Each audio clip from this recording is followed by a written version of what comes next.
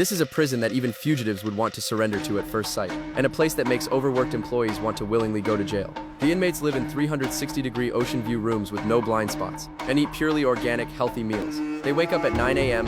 every day and rest promptly at 5 p.m. They even get 2 days off every week, and can take yachts to tour around the island. The most outrageous part is the warden here is Chris, once rated the sexiest man in the world.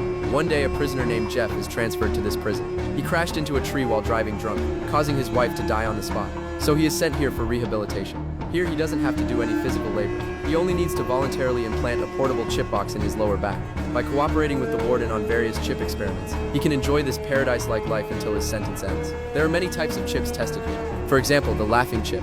As long as the chip box is controlled via a phone and the chip is injected into the body, the inmate will fall into uncontrollable laughter. No matter how sad the news they hear, they simply cannot stop laughing. There is also the hallucination chip. Once activated, it beautifies everything in front of the eyes. Even a smoke-filled chemical plant will look like paradise.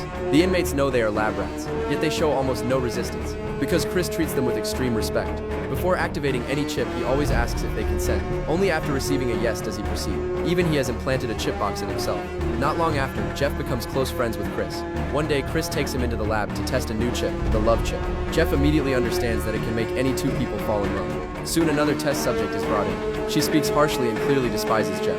But once the chips are injected, they instantly lock eyes, their gazes turning intimate. As the dosage increases, they gradually sink deeper and eventually lose all control. The experiment succeeds, making Chris extremely excited. The second round begins quickly. This time it is an older one. Jeff is clearly not interested, but once the chip is injected, the effect is immediate. After a short break, the third round is about to begin. However, when Jeff sees the third subject, he immediately stops the experiment. The next day, Chris hands the phone to Jeff. The next experiment will be controlled by him. This time he must choose one person between two to implant the depression chip, and this chip carries certain risks. Looking at the two women he experimented with yesterday, Jeff cannot bring himself to choose. Chris says he understands, but claims it is the board's decision. Jeff must choose. However, he is given a few days to think. The next day, an ultimatum is issued. If Jeff refuses to cooperate, the entire project will be shut down. With no way out, he is forced to make a choice. As the depression chip is injected, the woman who was smiling instantly becomes sorrowful. There is no physical torture, yet she appears in extreme pain. Soon she becomes restless, even using the chip box on her lower back to slam herself against the wall.